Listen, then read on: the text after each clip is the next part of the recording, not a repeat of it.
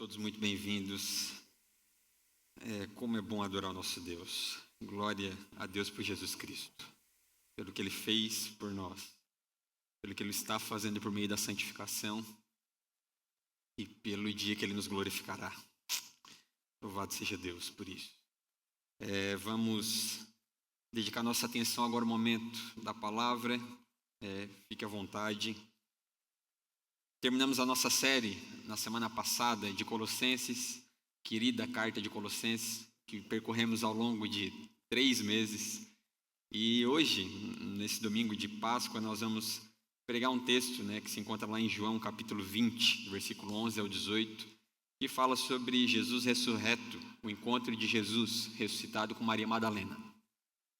E na semana que vem, nós vamos iniciar a nossa exposição sequencial novamente da primeira carta de João. E que Deus nos ajude nessa missão de mais alguns, talvez meses, na carta de 1 João.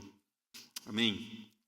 Texto de João, Evangelho segundo João, capítulo 20, versículo 11 ao 18. João 20, 11 ao 18.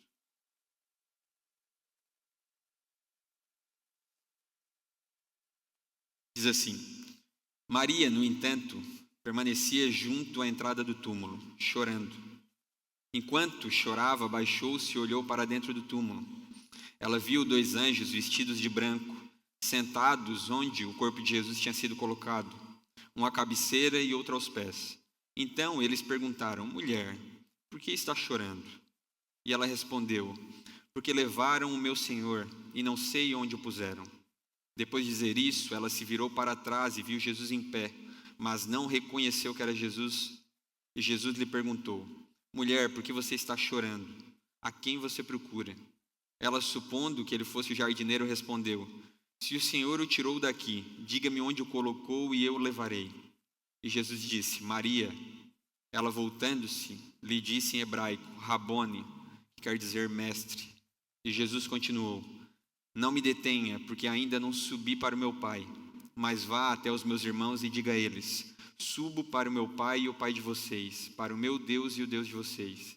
Então Maria Madalena foi e anunciou aos discípulos: Eu vi o Senhor. E contava que Jesus lhe tinha dito essas coisas. Até aí. Vamos orar mais uma vez. Senhor, obrigado, Pai. Obrigado pela tua morte e ressurreição. Obrigado pelo teu sacrifício perfeito, Pai, que nos deu a identidade de filhos amados de Deus, que nos fez teus irmãos em Cristo Jesus. Pai, obrigado pela oportunidade que temos de nos reunir com a tua igreja. Fala ao nosso coração essa noite, por meio da tua palavra. Essa é a nossa oração. Quebranta o nosso coração, Pai. Revela-nos quem é Jesus Cristo, aquele que revela quem é o Pai. Em nome de Jesus. Amém.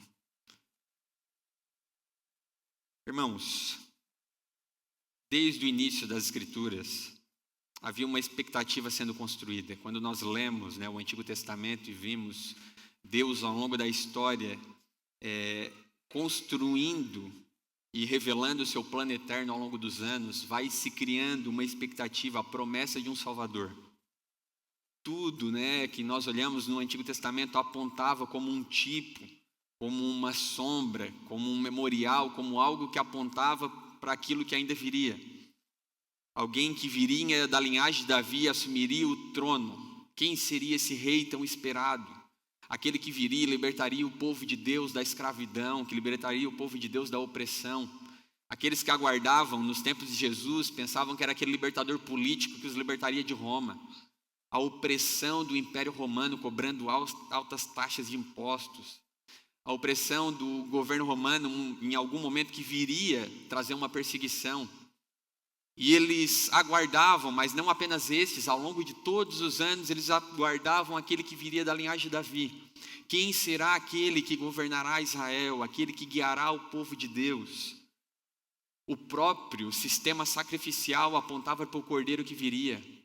Eles sacrificavam aquele cordeiro perfeito, como nós vemos naquele momento da libertação do povo do Egito, e vem a praga ali do primogênito, e eles sacrificam aquele cordeiro sem mancha.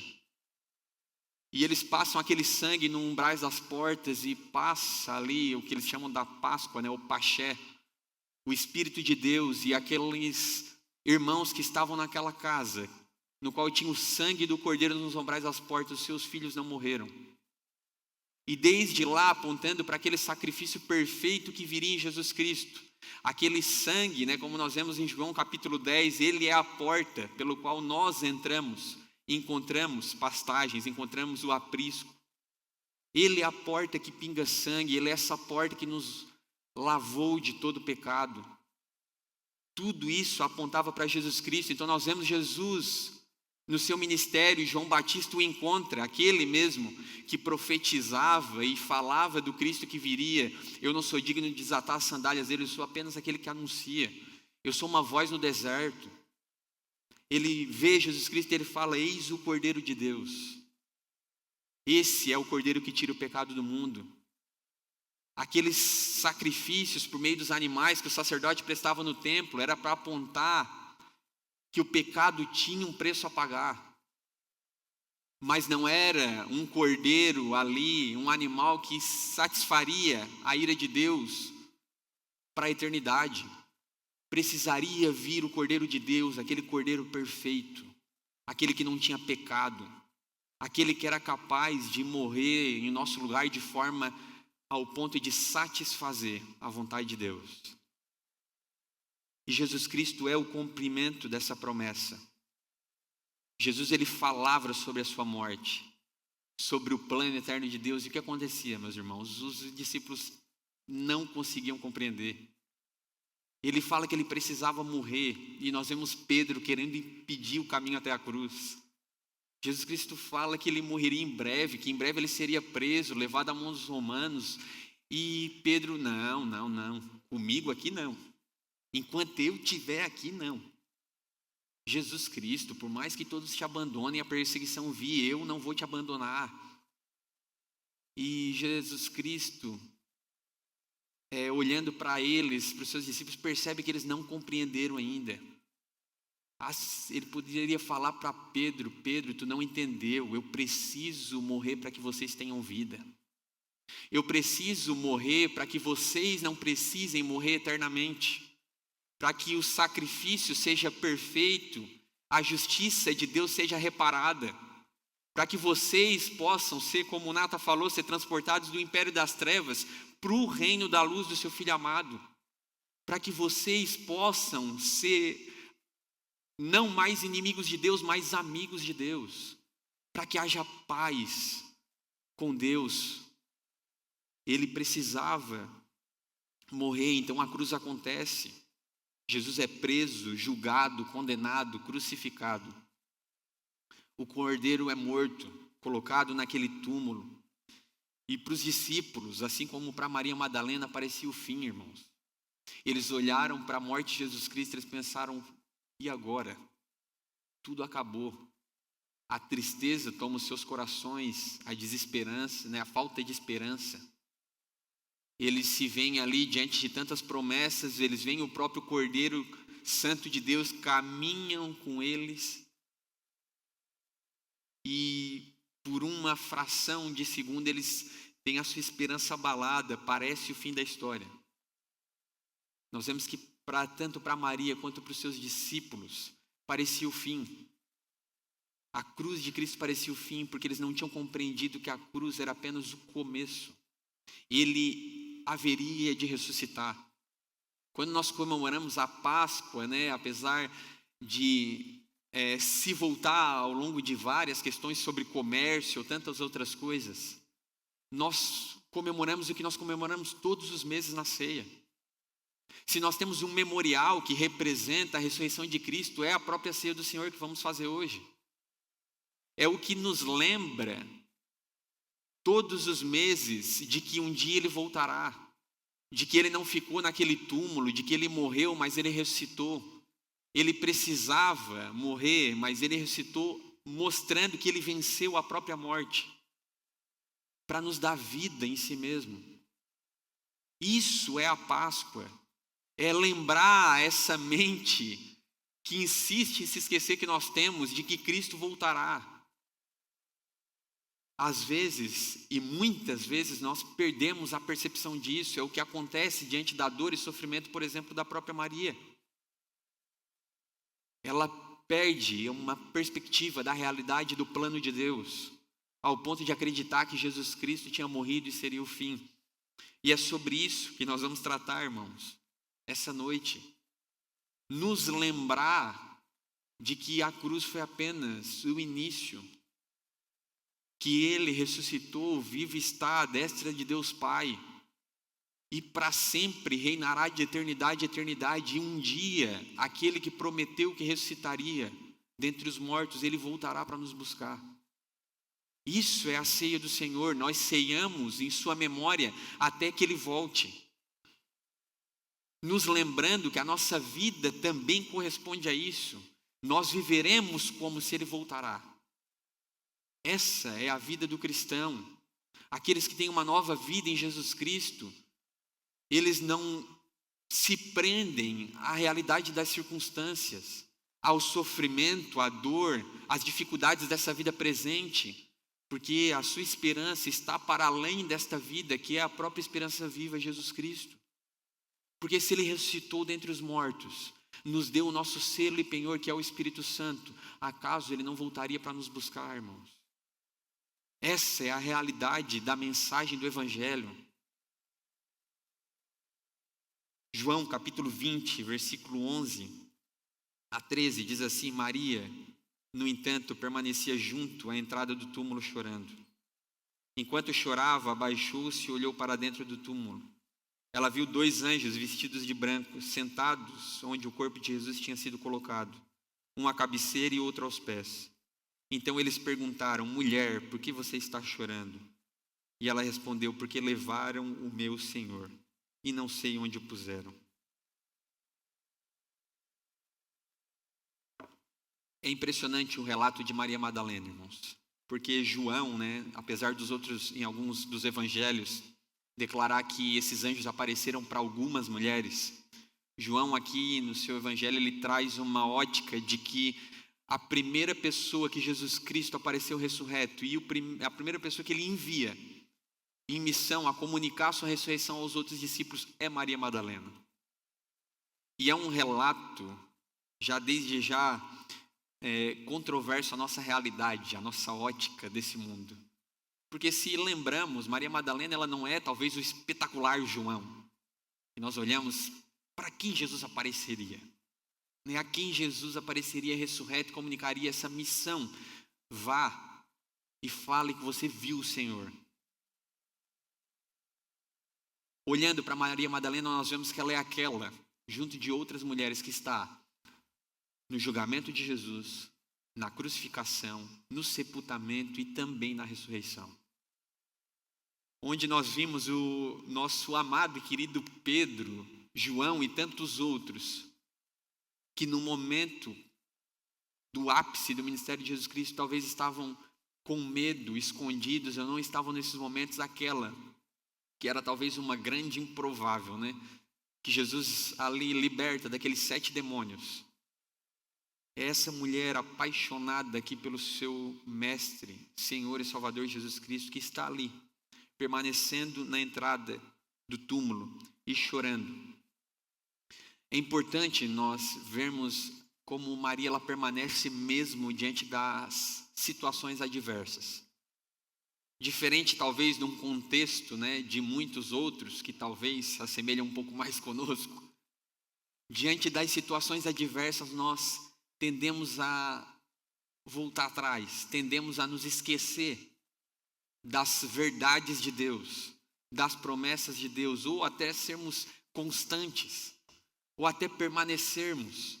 Cara, tá difícil, tá ruim, o cenário não é bom, mas eu vou permanecer. Entendemos e olhamos aqui por meio desse texto que ela, enquanto ela chorava, ela se abaixa e olha para o túmulo. E ela olha lá para dentro e vê um cenário completamente comum, 2 anjos. E o cenário ali é completamente um cenário sobrenatural, Tem 2 anjos dentro do túmulo. O corpo de Jesus Cristo não está ali.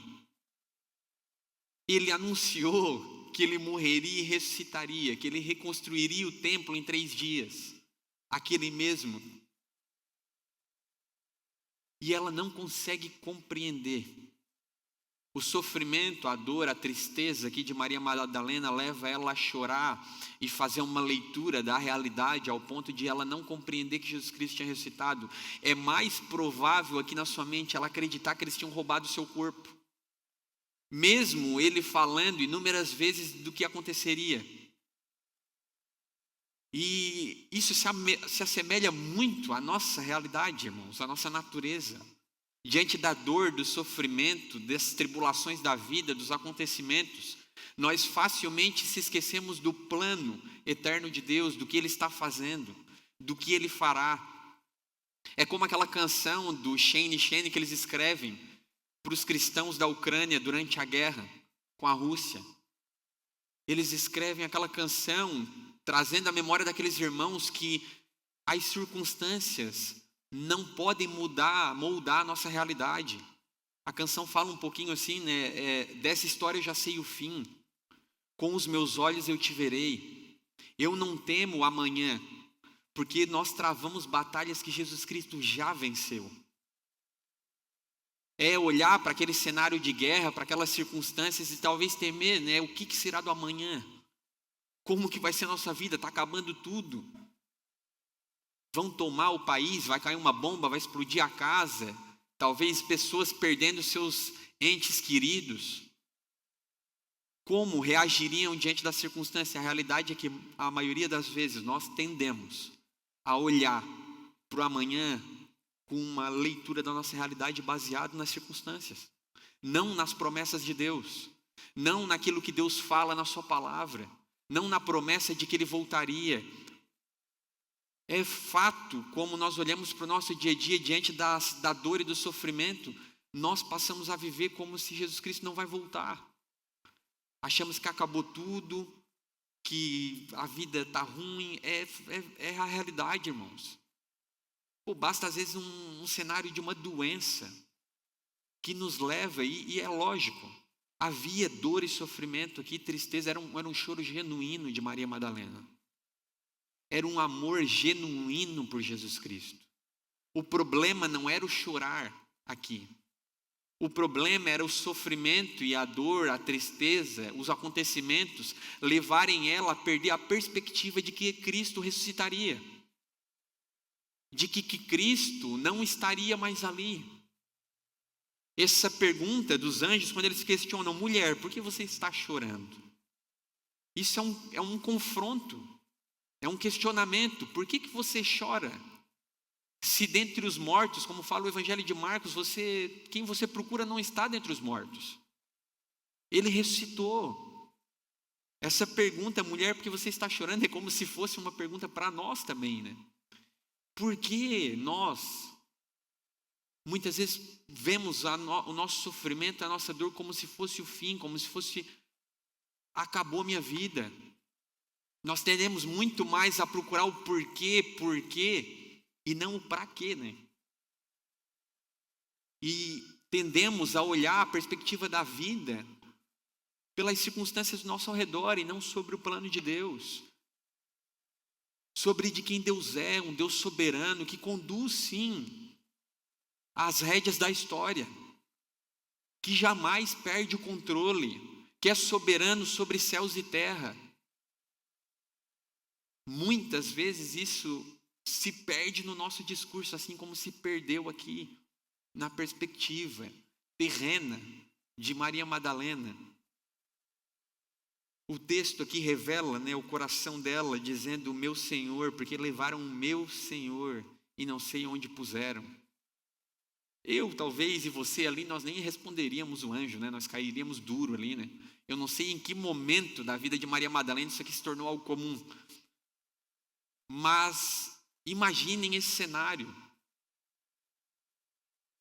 E ela fala, meu Senhor, o que mostra verdadeiramente ali a realidade de um coração mesmo que temia e amava Jesus Cristo. Porém, uma percepção limitada do que estava acontecendo. Uma leitura da realidade equivocada. Porque nós interpretamos a realidade a partir das nossas expectativas e não a partir da obra de Deus. Essa é, muitas vezes, a realidade da nossa vida como cristão. A expectativa de Maria Madalena era encontrar um corpo ali, era encontrar Jesus Cristo. Ela estava mais disposta a carregar o corpo de Jesus do que a vê-lo ressurreto. Olha que loucura, ela vai até aquele túmulo pela manhã cedo. Elas não sabiam nem como elas rolariam aquela pedra, como nós vemos nos outros evangelhos. Mas elas estavam dispostas a fazer o que fosse necessário por Jesus Cristo. Muitas vezes, como nós também, que estamos dispostos a fazer o que seja necessário, mas muitas vezes afetados por uma visão e uma mentalidade terrena e não à luz da obra de Deus.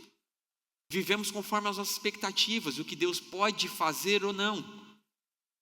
Queremos encaixotar Deus numa caixinha, igual cremos que Jesus ele pode curar, que o Espírito Santo pode curar por meio de um milagre, mas ele não pode curar por meio de um remédio. Ele é soberano quando nós tomamos um remédio e somos curados de uma febre, assim como quando ele opera um milagre. Nós queremos moldar o que Deus faz por meio das nossas expectativas, da nossa visão, da nossa perspectiva. Enquanto deveríamos olhar a partir da obra de Deus. É como falei daquela canção, aqueles irmãos vendo aquele cenário trágico. Imagine nós, irmãos, num cenário de guerra terrível. Como olharíamos? Provavelmente também muito perto ou semelhante a esses irmãos, ou pior. Mas nós precisamos ser lembrados. Para isso, o próprio Deus, provavelmente como R.C. Sproul diz no seu livro A Santa Ceia, ele fala, por isso o próprio Deus, ele comunica a ceia a nós, para que fizéssemos constantemente, sabendo da nossa limitação, de como nós somos miseráveis, e nos esquecemos constantemente de que Ele está vivo, à destra de Deus Pai, e voltará. Dada a nossa realidade, da nossa humanidade falha, nós precisamos ser lembrados que Cristo voltará, de que Ele está bem vivo, irmãos. Isso não é um conto de fadas, não é, a esperança que você tem de nós sermos campeão da Copa do Mundo. Isso é uma certeza. Todas as vezes que nós lemos o Novo Testamento, a esperança da glória futura, essa palavra no original grego, ela fala sobre uma espera de algo que é certo que vai acontecer. Ela é uma espera paciente. Esperamos pacientemente. Não é aquele que talvez está vivo voltará. Não é aquele que talvez 99% de chance. Não é aquele que vai voltar. É aquele que está vivo. Versículo 14 ao 16. Depois de dizer isso, ela se virou para trás e viu Jesus em pé, mas não reconheceu que era Jesus. Jesus lhe perguntou, mulher, por que você está chorando? A quem você procura? Ela, supondo que ele fosse o jardineiro, respondeu, se o Senhor o tirou daqui, diga-me onde o colocou e eu o levarei. Jesus disse, Maria. Ela, voltando-se, lhe disse em hebraico, Raboni, que quer dizer mestre. Depois de dizer aquelas palavras, ela se volta para trás e dá de cara com o próprio Jesus Cristo, ressurreto e glorificado. E nós vemos aqui um cenário semelhante àqueles discípulos no caminho de Emaús, onde a sua visão é impedida de reconhecer quem é Jesus Cristo. Não é porque Jesus Cristo aqui tinha aparência, como nós lemos nos evangelhos, aquele que não tinha beleza ou formosura nenhuma que o destacasse. Quando vocês veem que eles vão prender Jesus Cristo, eles precisam saber quem é. Judas precisa dar um beijo. Ele não tinha nada de espetacular por fora que nós olhássemos. Não, com certeza aquele é Jesus. No meio do povo árabe, todo mundo moreno e baixo, uma média de estatura de 1,60, ele tinha 1,90, cabelo loiro, olho verde. Era uma mistura de Tom Cruise com Brad Pitt.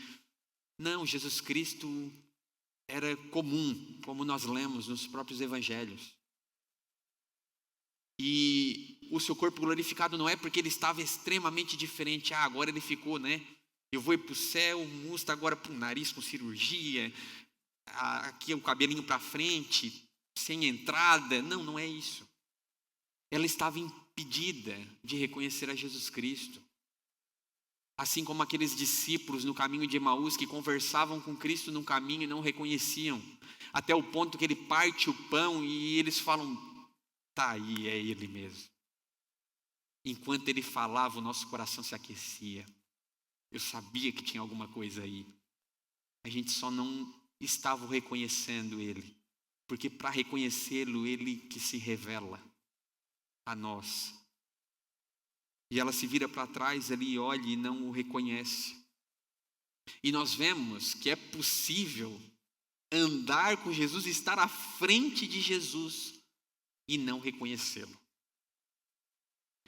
O que nós vemos aqui é que é completamente possível ouvir falar sobre Jesus Cristo e apenas por esforço humano não o conhecê-lo, a não ser que ele se revele a nós. A não ser que ele nos chame pelo nome, a não ser que ele fale as palavras que abrem a escuridão do nosso coração e traga como um feixe de luz a nova vida por meio do seu próprio sacrifício perfeito. E Jesus Cristo, olhando para ela, pergunta, mulher, por que você está chorando? A quem você procura? Isso aqui aprofunda ainda mais o diagnóstico. Não é que Maria estava apenas chorando sem necessidade, mas ela estava procurando Jesus de maneira errada. Como falamos, a procura aqui era no lugar errado. E ela supondo que ele fosse o jardineiro, mais uma vez aqui mostrando a sua percepção limitada. Aparece alguém do nada atrás dela. Quem que pode ser esse cara? O jardineiro. Ainda nem amanheceu, mas é mais provável que seja o jardineiro. Olha que loucura isso. Em nenhum momento passa na mente de Maria que poderia ser Jesus Cristo. Olha o que a perspectiva muitas vezes desse mundo, a dor, o sofrimento, ou essa percepção de que o fim chegou, ou de que não há esperança, ou uma visão terrena pode trazer de confusão para a nossa perspectiva, para a nossa mente, para a nossa visão da vida. Como é importante, irmãos, nós olharmos essa vida por meio de uma cosmovisão cristã, por meio de uma ótica do plano de Deus, de que quando olhamos para o nosso sofrimento, para os problemas dessa vida, nós não nos esquecermos de que aquele que começou a boa obra, ele há de terminar. Ele é fiel para cumprir tudo aquilo que ele prometeu. Ele não deixa uma obra inacabada. Ele há de completar o que há de nós ainda imperfeito. Ela diz, né, se o Senhor o tirou daqui, diga-me onde o colocou e eu o levarei. E Jesus então disse, Maria. Essa palavra aqui não era apenas Jesus Cristo falando como nós chamamos os nossos filhos, ou como alguém nos chama pelo nome. Aqui era o próprio chamado eficaz de Jesus Cristo. Um chamado pessoal e direto. Aqui Jesus Cristo se revela a Maria como o Cristo que ressuscitou. É como se as escamas caíssem dos seus olhos e ela percebe que quem está chamando ali não é um jardineiro. Tampouco é alguém qualquer que estava ali rondando o túmulo, como aqueles soldados que estavam postos ali para que não roubassem o corpo de Jesus Cristo. Mas aquele ali era o chamado de um pastor que chama as suas ovelhas pelo nome, daquele que as conhece. É o mesmo chamado que ele faz para Mateus naquela tenda de impostos e olha para ele sem nunca ter visto ele na vida. E Mateus, sem nunca ter visto Jesus Cristo na vida, ele fala, Mateus, me segue. E ele larga tudo, o seu concurso público, a sua renda financeira altíssima, os seus prestígios, e ele segue Jesus Cristo. O que faz alguém fazer isso? Se não um chamado eficaz. senão o que Jesus Cristo fez comigo e com você, ou o que Ele pode fazer com você, quando Ele nos chama pelo nome, quando Ele se revela a nós como Jesus Cristo, e você olha, meu Deus, Jesus Cristo não é apenas aquilo que a minha mãe me contava quando eu era pequeno, ou aquelas histórias que eu gostava naquela Bíblia ilustrada. Jesus Cristo de fato é aquele que é o próprio Deus que veio ao mundo, viveu a maior humilhação, que não foi a cruz, mas foi habitar como a sua própria criatura. Foi desprezado, crucificado. A voz de Cristo atravessa ali a dor de Maria, a confusão, toda a sua perspectiva torta da vida, daquele momento. Abre os seus olhos e alcança o seu coração. A gente vê uma Maria aqui e uma Maria alguns segundos depois completamente diferente. Não que ela não tivesse sofrendo, abalada pela dor, mas ali ela estava, já nada mais importa. É como aqueles irmãos indo ao caminho de Emaús, eles estão desesperados, correndo com uma certa velocidade, caminhando com uma certa agilidade, e eles percebem que Jesus quer conversar com eles, não sabendo que era Jesus e não querendo dar muita conversa, porque eram ruas perigosas. Eles estavam andando no período da madrugada e eles poderiam facilmente naquele tempo serem assaltados e mortos. E nós percebemos que eles chegam até aquele local e quando eles percebem que é Jesus Cristo falando aquelas palavras, as escamas caem dos seus olhos. O que aqueles caras fazem? Os mesmos que estavam com medo, com um passo apressado, eles voltam correndo para anunciar que Jesus Cristo estava vivo. Eles já não querem mais nem saber se eles vão morrer, se a rua é perigosa, se tem assalto, se tem assassino. Eles queriam sair dali e falar que Jesus Cristo estava vivo. Nós vemos o chamado eficaz de Jesus Cristo. Ela volta-se para Jesus imediatamente, falando Raboni, mestre, é o Senhor. Ninguém chega ao verdadeiro conhecimento de Jesus Cristo apenas por esforço, percepção ou busca humana. É necessário que Ele se revele. É necessário que Ele nos chame pelo nome. É necessário que Ele nos chame de uma forma eficaz. E quando Ele nos chama, naquele momento, parece que o nosso mundo, que muitas vezes era escuro, ganha cor. Parece que a nossa vida, que muitas vezes não tinha propósito, encontra um propósito que vai além das nossas vidas. A compreensão de que a nossa esperança não está nessa vida apenas.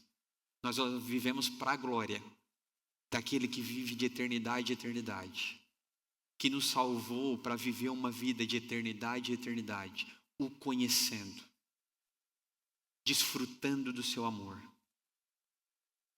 Ele se dá a conhecer, Ele chama, Ele revela e Ele transforma. Todas as vezes que ouvimos, irmãos, a pregação do Evangelho, todas as vezes que temos a oportunidade de ouvir as palavras de Deus, elas não devem ser apenas informações entrando na nossa mente, mas elas devem ser como se fosse pessoalmente o chamado de Cristo, as palavras de Deus, o que Ele tem a falar a nós. O que será que Deus falará ao meu coração, por exemplo, essa noite? Talvez naquela reunião, nas casas. Todas as vezes que nós recorremos à palavra de Deus, é esse tipo de Maria aqui que nós queremos ouvir. O que Cristo tem a falar ao meu coração. Versículo 17, 18. Jesus continuou: não me detenha, porque ainda não subi para o meu Pai. Mas vá até os meus irmãos e diga a eles: subo para o meu Pai e o Pai de vocês, para o meu Deus e o Deus de vocês. Então Maria Madalena foi e anunciou aos discípulos: eu vi o Senhor. E contava que Jesus lhe tinha dito essas coisas. Jesus aqui ele fala: não me detenha, né? Não no sentido que ele rejeita qualquer tipo de afeto. Mas é como se Maria Madalena vê aquele momento ali, quando ela encontra Jesus Cristo, vocês podem imaginar. Ela não queria provavelmente deixar Jesus Cristo ir. Pô, esse momento aqui está muito bom. É igual quem já teve aquelas oportunidades de viver experiências com Deus. Nossa, que coisa maravilhosa, aquela experiência que eu tive lá em 1997, no retiro, a igreja nem existe mais já. Aquele retiro foi maravilhoso, eu não queria mais sair dali. E se esquece, né, que a eternidade com Deus não se compara infinitamente com aquele momento. Você pensa, pô, eu não quero mais sair desse momento, olha que momento maravilhoso. É como se ela encontra Jesus ressurreto e ela queria deter Jesus ali. Não, fica mais um pouco, né? Agora a eternidade vai ser aqui. É aquela visão que eles têm, né, no monte. E Pedro fala, não, nós já vamos construir a igreja aqui, vamos fazer uma tenda, vamos morar tudo aqui em cima. E Jesus ele fala, não me detenha, porque ainda não subi para o meu Pai. Tem uma missão, tem algo ainda para fazer, e você, Maria, tu está inscrita nessa missão. O que está acontecendo aqui, tu vai pregar isso aqui. Tu vai anunciar aos meus irmãos. E aqui ele já quebra uma galera também, né? Ele está chamando de irmão aqueles cacos. Aquela gente que abandonou ele quando ele mais precisava. Aqueles que ele andou por anos. Os ensinando, os discipulando, os amando, lavando seus pés. O próprio Deus. E no momento da cruz e tantos outros momentos aqui dessa trajetória da semana da crucificação, nós vemos eles aqui, ó, vazando. E ele fala, vá até os meus irmãos e diga a eles que eu subo para o meu Pai e o Pai de vocês, para o meu Deus e o Deus de vocês. Aqui, talvez ela ainda sem compreender uma totalidade dessa mensagem de redenção. Que a partir daquele momento na história da ressurreição de Jesus Cristo, eles não eram mais inimigos de Deus, mas eram filhos amados de Deus. Deus, a partir daquele momento, era o Pai deles. Eles eram filhos aceitos e amados, a identidade mudou. Eles não eram mais, talvez, aqueles canalhas que Pedro pensava que ele era, apesar de ele ser um pecador miserável como nós. Mas ele era agora um irmão de Cristo, um filho amado de Deus. Não era mais as suas quedas ou as suas virtudes que o faziam talvez ser aceito, amado. Não era o Pedro, aquele discípulo, líder nato, cheio de virtudes, valente. Mas era aquele e também aquele pecador da praia. Aquele que quando o circo apertou, ele negou Cristo 3 vezes.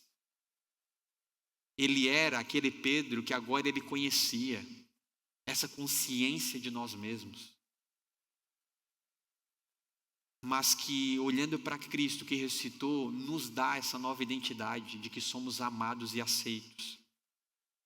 Então Maria Madalena, ela foi e anuncia aos discípulos, eu vi o Senhor. E João ele não traz nenhum relato aqui de que ela discute, de que ela hesita, de que ela adia a sua ida. Ela não pergunta nada. Jesus Cristo fala, vai e anuncia o que tu viu. E ela vai. E ela parte dali e começa a anunciar que Jesus Cristo ressuscitou. Cristo ele não apenas se revela para aliviar a nossa dor. É maravilhoso saber que existe um significado em tudo que vivemos, que não é em vão, que não sofremos em vão, que existe uma perspectiva para além dessa vida, que existe esperança, que existe o propósito. Mas ele se revela para redefinir a nossa relação com Deus, o nosso propósito no mundo. Todos nós, irmãos, nos lembramos que Jesus Cristo ressuscitou, mas não apenas para uma contemplação pessoal. A mensagem de Jesus Cristo ressurreto não para na contemplação. Não parem a gente olhar ali como Maria Madalena, Jesus Cristo, tu está vivo, que coisa maravilhosa, deixa eu ficar aqui contigo. Vamos aqui, vamos ficar um tempo aqui junto, vamos se abraçar, vamos chorar junto, vamos se alegrar, vamos cantar um hino. Não fica apenas na contemplação. A mensagem de Jesus Cristo ressurreto é inevitável que nos leve ao anúncio de que eu vi o Senhor.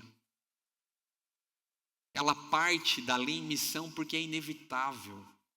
Aqueles que conhecem a Jesus Cristo, aqueles como o Nata falou aqui anteriormente, que tem a sua vida transformada, ele nos transporta de um reino das trevas para o reino da luz. Ele nos dá uma nova perspectiva de vida, ele transforma o nosso coração de pedra. Irmãos, quantos de nós aqui vivíamos uma vida miserável, sem nenhum propósito, sem nenhuma perspectiva para além das nossas próprias necessidades? Quantos de nós vivíamos uma vida egoísta?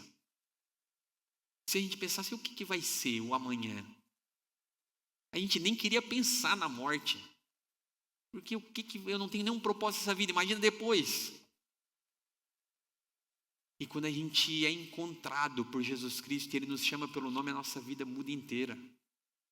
Nós temos um novo propósito de vida e nós queremos falar que vimos o Senhor.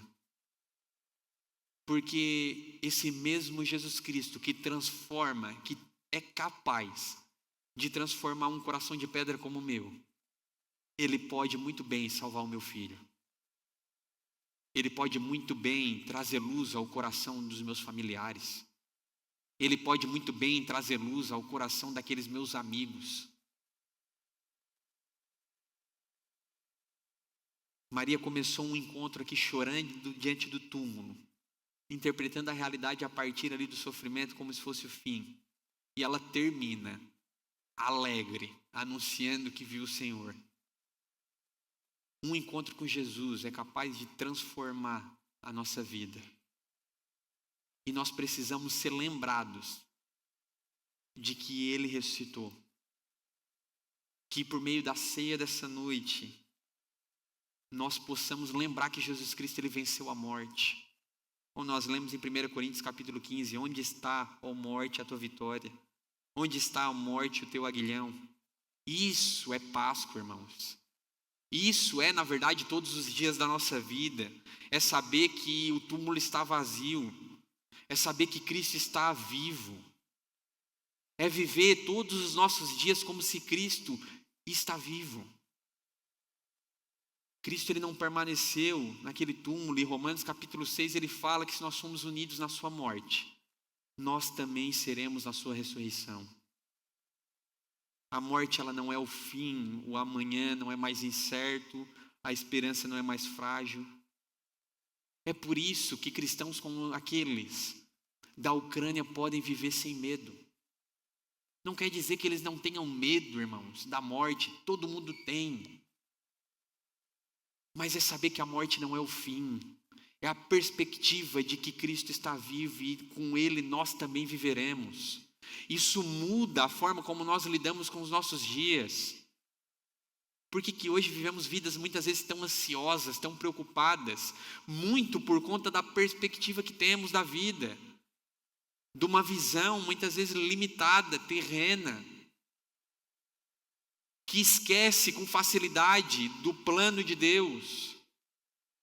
Que nos glorificará um dia como a sua igreja, eleita, santa e amada.